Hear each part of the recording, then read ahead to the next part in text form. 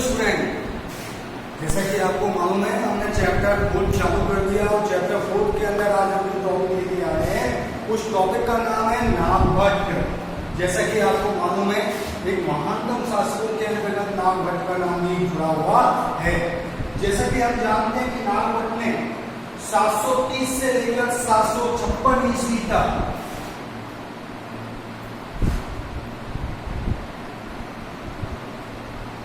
ईस्वी तक नागभट्ट 730 से 756 ईस्वी तक नागभट्ट के द्वारा जालौर, अवंती, कन्नौज के कटियार वंश का संस्थापक कहा जाता है। यानी कि जालौर, कन्नौज, अवंती के प्रतिहार वंश का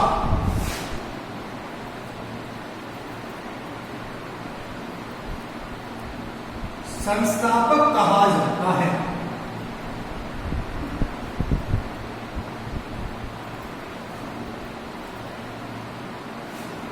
ठीक है, नागभट्ट जिसके बारे में हम लोग बात कर रहे हैं, जिसने 730 से 756 तक जालौर, अवंती और कन्नौज के गुर्जर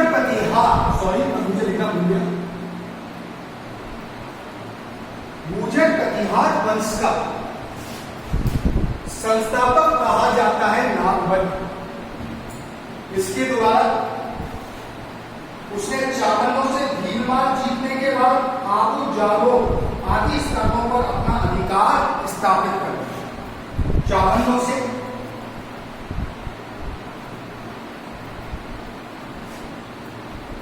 भीलमाल जीतने के बाद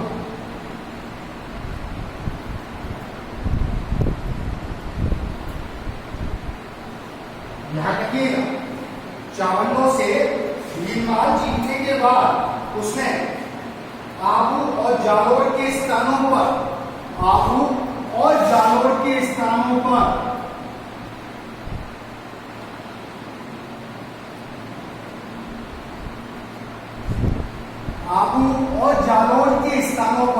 अपना अधिकार स्थापित कर लिया था। दोबारा से बात की जाए, हम नागभट्ट के बारे में बात कर रहे हैं और नागभट्ट में 730 से 756 ईस्वी तक इसने शासन किया है। जालौर, कन्नौज, अवंती के गुर्जर प्रतिहार वंश का संस्थापक जो माना जाता है वो किसे माना जाता है? नागभट्ट को माना जाता है। इसने भीलमाल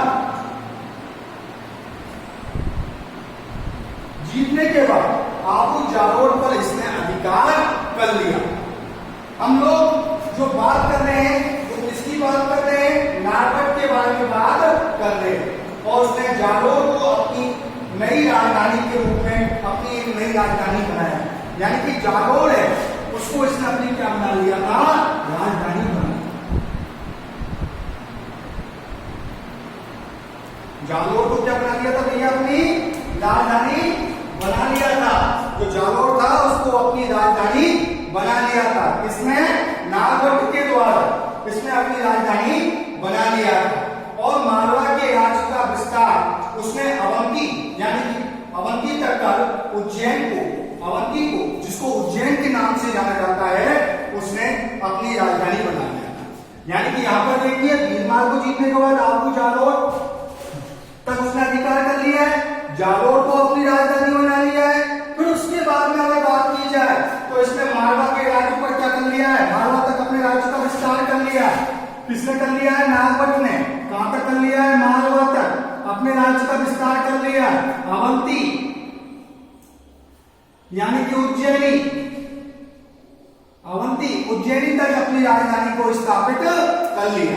हम लोग क्यों पढ़ रहे हैं? गुर्जर प्रतिहार शासक नागभट्ट के बारे में पढ़ रहे हैं जिन्होंने 730 से 756 तक इन्होंने शासन किया है। नागपट्टनम के समय सिंध की दिशा से बिलोच तक तथा अरबों ने भारत पर आक्रमण किया। उसने न केवल मुस्लिम आक्रमण से पश्चिमी भारत की रक्षा की अपितु उनके द्वारा रोके गए प्रदेशों को उसने क्या किया? पुनर्जीवित किया। यानी कि इसके समय में जो आक्रमण हुए उसके द्वारा उन आक्रमण में जो प्रदेशों को उनके द्वारा रोंदा गया, उन्हें पुनर्जीवित करने का जो कार्य किया है वो किसके द्वारा किया गया है? नागभट्ट के द्वारा किया गया है। और बालभूषण कटियारों का सबसे प्रमुख शासकों के रूप में नागभट्ट को जाना जाता है। नागभट्ट के बारे में हमको जो जानकारी प्राप्त होती है ग्वालियर प्रशस्ति में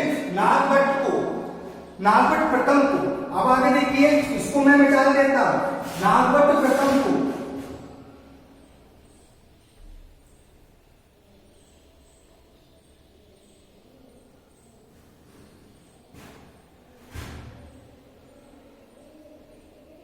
प्रशस्ति में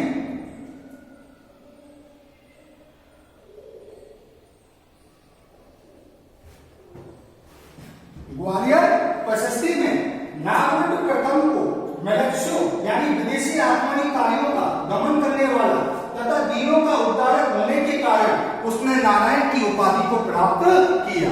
यानी मलक्ष्य शब्द का जो उपयोग हुआ है यहाँ पर वो किसके लिए हुआ है? विदेशी आक्रमणकारियों के लिए हुआ है। और विदेशी आक्रमणकारियों पर उसने का दमन करने के कारण, और दूसरी बात की जाए तो दीनों यानी गरीबों के उद्धारक होने के कारण इसने कौन सी उपाधि प्राप्त की है? नारायण की उपाधि प्राप्त की है। तो बालकों आपको ध्यान रखना है कि नागभट्ट के द्वारा कौन सी उपाधि धारण की गई है? नारायण की उपाधि धारण की गई है। तो देखिए हम किसके बारे में पढ़ रहे हैं? नागभट्ट के बारे में, जिसने 730 से 756 तक क्या किया है? शासन किया है। जालोर, कन्नौज, अवंती में गुर्जर कटियार वंश का संस्थापक के रूप में इसको माना जाता है। इसने चावंडों से भीलमाल को जीत लिया और उसके बाद आबू और जालोर पर अपना अधिकार स्थापित किया और जालोर को अपनी राजधानी बनाया। इधर की साइड मालवा तक अपना राज्य स्थापित किया। अवंती यानी कि उज्जैनी को अपनी राजधानी के रूप में स्थापित किया। नागभट्ट के बारे में हमको जानकारी को प्राप्त होती है, किससे प्राप्त होती है? ग्वालियर प्रशस्ति में नागभट्ट प्रथम को नारायण के प्रथम को ने नारायण की उपाधि से अपने आप को विभूषित किया है, उपाधि धारण से विभूषित किया है। मुस्लिम लेकर अल-बदूरी के विवरण से भी जानकारी प्राप्त होती है कि समकालीन अरब शासक जुनैद को मालवा के पराजित राजाओं के नाम दिए गए थे, किंतु उसकी सूची नागभट्ट प्रथम का नाम न होने से इस बात का प्रमाणित होता है। और दूसरी बात की जाए तो अभिलेखों में उसे राम का प्रतिहार या मेघनाथ के युद्ध का अवरोधक तथा इंद्र के गर्व का नाश करने वाला कहा गया है। यानी कि अगर देखा जाए तो उसके अभिलेखों के अंदर, नागभट्ट के अभिलेखों के अंतर्गत नागभट्ट है, उसको क्या कहा गया है? अभिलेखों में उसे इंद्र के गर्व का नाश करने वाला भी कहा गया है। यानी कि नागभट्ट एक बात कही जाए तो सबसे महानतम शासकों के अंदर से गिना जाता है। नागभट्ट प्रथम के बाद क्रम से देवराज और वस्त्रराज शासक बने। देवराज बने, वस्त्रराज थे, वो नागभट्ट प्रथम के बाद में क्या बने हैं? शासक बने हैं। इनके द्वारा शासन करने के पश्चात में वस्त्रराज की मृत्यु के बाद सुंदर देवी से उत्पन्न उसका पुत्र नागभट्ट द्वितीय गद्दी पर बैठा।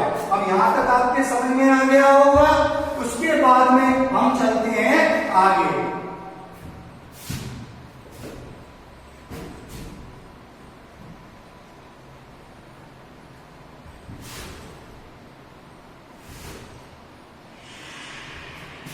देखिए वस्त्रराज की मृत्यु के बाद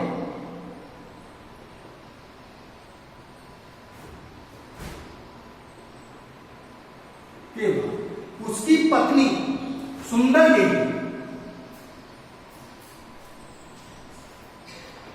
से उत्पन्न उसका पुत्र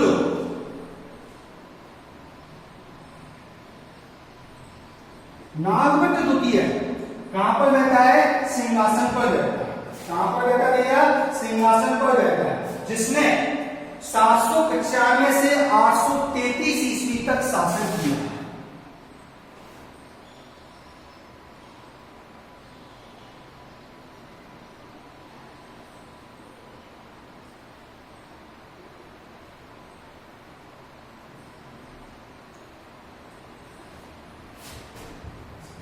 795 से 833 तक इसके द्वारा क्या किया गया है, नागौर द्वितीय के द्वारा शासन किया गया है, जैसा कि मैंने आपको बताया। उसके पश्चात में अगर बात की जाए, गुर्जर कटियार वंश के सिंहासन पर बैठा, अपने पराक्रम से उसने गुर्जर कटियार वंश की खोई हुई प्रतिष्ठा को स्थापित किया और उसे चरम सीमा पर ले गया।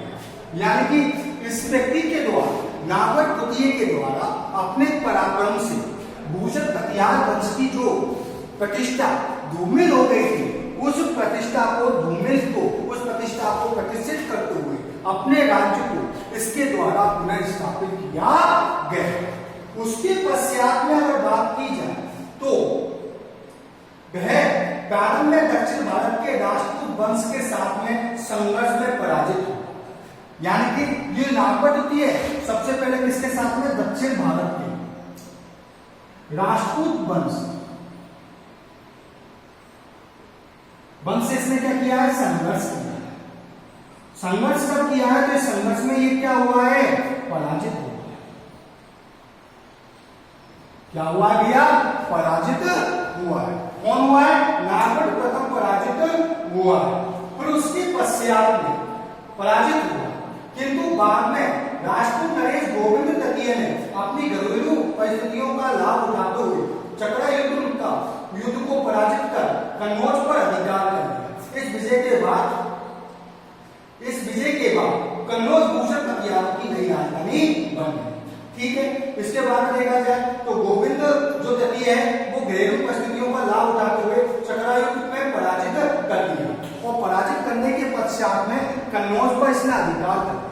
कन्नौज पर जब अधिकार हो गया है तो कन्नौज को इसने अपनी नई राजधानी के रूप में बढ़कर सामने लेकर आया। ठीक है, कन्नौज का शासक चकरा युद्ध बंगाल के शासक धर्मपाल का आश्रित था। धर्मपाल ने नागभट्ट से युद्ध कर लिया। मुंगेर के युद्ध में नागभट्ट विजयी रहा और पराजित धर्मपाल बंगाल की ओर भाग गया। देखिए, मुंगेर का जो युद्ध हुआ है उसमें क्या हुआ है, धर्मपाल पराजित हुआ और धर्मपाल पराजित होने के बाद में मुंगेर का युद्ध हुआ।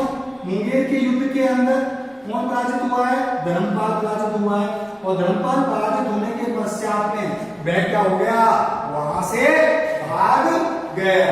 धर्मपाल पराजित हो गया और वह भाग गया। भाग कर कहां गया, वो बंगाल गया। कहां गया, बंगाल गया। कहां पर गया भैया, बंगाल गया। ठीक है, नागौर द्वितीय सुंदर देवी से वत्सराज की मृत्यु के बाद उसकी पत्नी सुंदर देवी से नागौर तक जन्म हुआ। 795 से 833 ईस्वी तक शासन किया। सबसे पहले राष्ट्रकूटों से संघर्ष हुआ जिसमें पराजित हुआ, फिर उसके बाद उसकी विजय हुई। बाद में धर्मपाल से युद्ध हुआ। धर्मपाल से युद्ध होने के पश्चात में उसने बंगाल पर कन्नौज पर अधिकार कर लिया, राज विस्तार कर लिया और धर्मपाल बंगाल की तरफ भाग गए। ठीक है, उसके पश्चात में 400 अभिलेख के अनुसार शंकरगढ़ ने गोंड यानी बंगाल के नरेश को हराया और समस्त विश्व को जीतकर अपने स्वामी नागौर द्वितीय को समर्पित कर दिया। अब देखिए आगे चलकर उसका जो 400 जो अभिलेख है उससे हमको जानकारी प्राप्त होती है। कौन से अभिलेख से प्राप्त होती है जानकारी,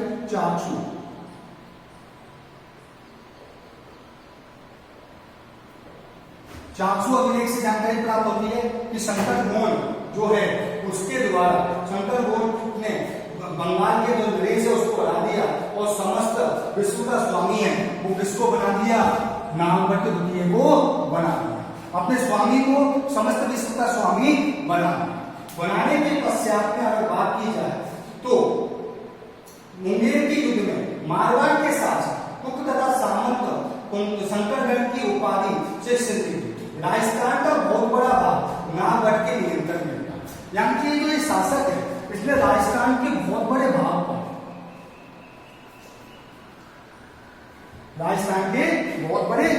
पर इसके द्वारा क्या कर लिया गया, अधिकार कर लिया गया। यानी कि अगर देखा जाए 400 अभिलेख से हमको जानकारी प्राप्त होती है कि इसको नागभट्ट को अगर देखा जाए तो संपूर्ण स्वामी बना दिया। इधर की साइड बात की जाए तो हमको आगे जानकारी जो प्राप्त होती है वो प्राप्त होती है कि राजस्थान का संपूर्ण स्वामी के रूप में अगर बात की जाए तो किसको बना दिया गया था, नागभट्ट को बना दिया गया। भैया आगे की बात जो चल रही है, आगे की बात हम करते हैं। तो यहाँ से हमको जो जानकारी प्राप्त होती है उसके अंदर जो सबसे महत्वपूर्ण 400 अभिलेख के बारे में बता दिया मैंने आपको, राजस्थान के बारे में बता दिया है। राजस्थान के ऊपर उसने अपनी विजय प्राप्त करके नागवट को का नियंत्रण स्थापित हो गया। ग्वालियर अभिलेख के अनुसार आंध्र, सिंध, विदर्भ, कलिंग आदि प्रदेशों की युवा शक्ति के समक्ष इसने इस प्रकार आत्मसमर्पण किया कि इसकी पतंगे अग्नि में करते हैं। इसकी पतंगे यानी कि अगर देखा जाए कीड़े मकोड़े जिस प्रकार अग्नि के अंदर, आपने कभी देखा होगा कि जब लाइट चली जाती है और लाइट के अंदर कोई दीपक जला दिया जाता है, या फिर कोई अपन घर के अंदर जो दीपक जलाते तो दीपक के आगे कोई कीट पतंगे आकर जिस प्रकार अपने आप को जला दिया करते थे, उसी प्रकार इसकी कीर्ति के आगे कई शासकों ने अपने आप को नतमस्तक कर दिया, अपनी शक्ति को चूर कर दिया, जिसके बारे में हमको ये जानकारी हमको प्राप्त होती है। उसकी महान विशेषता और ख्याति सारी दुनिया में फैली हुई थी, ख्याति सब जगह फैली हुई थी। अंत में उसने मालव, मगध से वीरत, किरात, तुगलक, वत्स, पर्वतीय दुर्गों के राजाओं को इसने क्या किया, बलपूर्वक इसने अपने अधिकार के अंदर ले लिया। जो पर्वत के क्षेत्र में निवास करने वाले जो शासक थे, उन पर इसके द्वारा क्या कर दिया गया, अधिकार कर दिया गया, अधिकार कर दिया गया। यहाँ तुर्स्को का समीकरण सिंध के अरबों के साथ में किया गया। जो तुर्स्को शब्दों का जो उपयोग किया गया है वो किसके लिए किया गया है, सिंध के जो शासक हैं उनके साथ में किया गया है।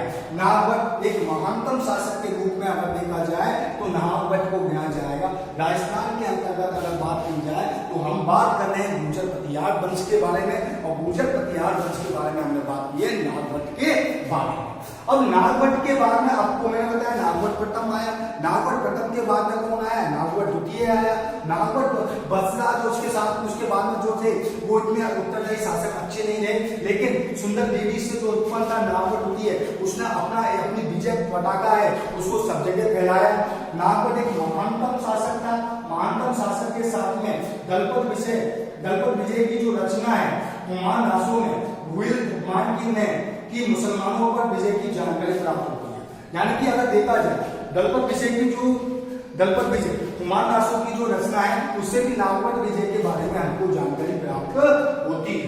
अगर बात की जाए जो नागवट द्वितीय को सामंत था, आगे बात चली जाए तो नागवट द्वितीय का सामंत था जिसने विजय के पश्चात नागवट द्वितीय को उत्तर भारत का एक शक्तिशाली शासक बनाया। जो इसके सामंत थे उन्होंने इसको उत्तर भारत का क्या बना दिया, सबसे शक्तिशाली शासक के रूप में इसको बना दिया। जब सबसे शक्तिशाली शासक बन गया तो उसका प्रभाव यह रहा कि बना दिया। उसके उपलक्ष्य में इसने परम भट्टारक, महाराजा धीराज, परमेश्वर ऐसी उपाधियां धारण की है। इनको ध्यान रखिए, महाराजा धीराज,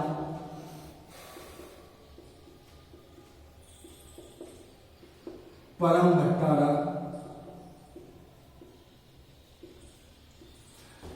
उपाधियों को ध्यान रखिएगा। शासक के द्वारा जो उपाधियां ली जाती हैं हम लोग भूल जाते हैं, कंपटीशन का एग्जाम में भी पूछ लेता है। टोटली जो बुक है आपकी रिलेटेड है आरडीएस से, राजस्थान माध्यमिक शिक्षा बोर्ड के द्वारा, लेकिन ये बुक्स आपकी काफी इंपोर्टेंट रहेगी आपकी कंपटीशन के लिए।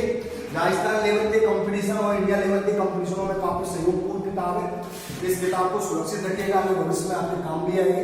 लेकिन साथ में हम जो पढ़ रहे हैं नागवट के बारे में पढ़ रहे हैं, और नागवट द्वितीय के द्वारा जो उपाधि दी गई है महाराजा धीराज, परम भट्टारक, जो इसकी उपाधियां हैं इनके बारे में आपको ध्यान रखने की अति आवश्यक है। इसके द्वारा जो उपाधियां धारण कर ली गई है उसके पश्चात में अगर बात की जाए तो इसकी शक्तिशालीता के बारे में हमको जानकारी प्राप्त होती है कि इसने अपने आप को किस प्रकार शक्तिशाली बना लिया था। तीसरी जो उपाधि है इसकी है परमेश्वर की।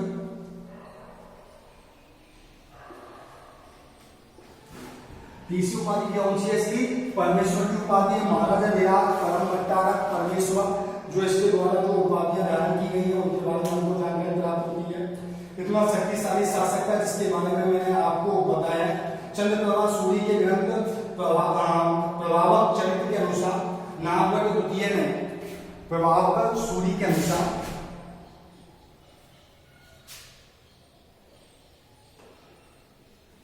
नागवट द्वितीय ने 833 में ईस्वी में गंगा नदी के अंदर डूबने से इसकी मृत्यु हो गई।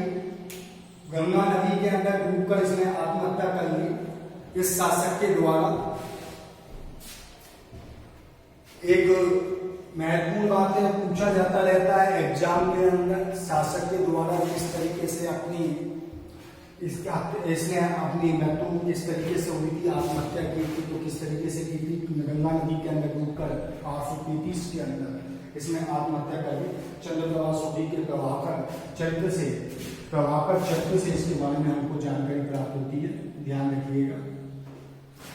ठीक है, नागवर द्वितीय ने 833 ईस्वी के अंदर आत्महत्या कर ली है गंगा नदी के अंदर डूबकर, और संभवतः इसकी आत्महत्या ने होकर पूर्व शासकों के द्वारा धार्मिक तत्वों के रूप में मृत्यु का वर्ण के समान था, या फिर हम कह सकते हैं कि शासकों के द्वारा इसका द्वेष का रूप में उपयोग में लिया गया था। बात कुछ भी रही हो, लेकिन 833 ईस्वी में नागभट्ट की मृत्यु हो गई, और नागभट्ट जो गुर्जर कटियार वंश का महानतम शासकों के अंदर से गिना जाता है। पूर्व का एक जो चैप्टर है वो खत्म हो गया। इस वंश के योग्य एवं सफल शासकों में से एक था, जिसने राष्ट्रवंश, राजपूत, पाल की तुलना न्यून साधन से होते हुए भी एक विशाल साम्राज्य की स्थापना की, जिसके प्रतिबंधियों को अपनी सुरक्षा की चिंता रही। जो इसके शासक थे, इसने अपने पास में सीमित साधनों के कारण होने के बावजूद भी इसने अपने साम्राज्य का विस्तार किया, अपने साम्राज्य को बनाया। परंतु इसके जो प्रतिबंधी हैं, उनके प्रतिबंधियों को इसके प्रतिबंधियों की इसकी साम्राज्य विजय इसके आगे बढ़ने से भी उनको क्या हुआ, आगे अपने लिए खतरा बनता हुआ चला गया।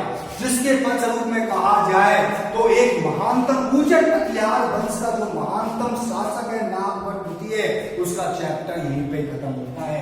इसके बारे में मैंने आपको बताया। तो बात को हम ऐसे छोटे चैप्टर, इंटरेस्टिंग चैप्टरों के साथ में आपके साथ में यूं ही मिलते रहेंगे, और इसी तरीके से इंटरेस्टिंग चैप्टरों को आप पढ़ते रहिए।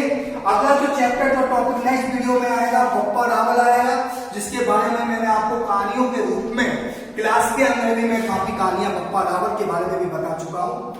बप्पा रावल ने भी काफी संघर्ष किया, जिसके बारे में आप पढ़ोगे तो एक आनंदित मिलेगा। अब जो टॉपिक आ रहे हैं वो टॉपिक ऐसे आए हैं जिनको स्टोरी के रूप में आपको सुनना है, इंटरेस्ट लेना है। हिस्ट्री के अंदर आपको एक सब्जेक्ट को बड़े तरीके से अपने साथ में जीना है, और उसके साथ सब्जेक्ट के अंदर अपने अच्छे मार्क्स भी प्राप्त करने। तो मिलते हैं अपन नेक्स्ट वीडियो में बप्पा रावल के साथ में। ठीक है बेटा।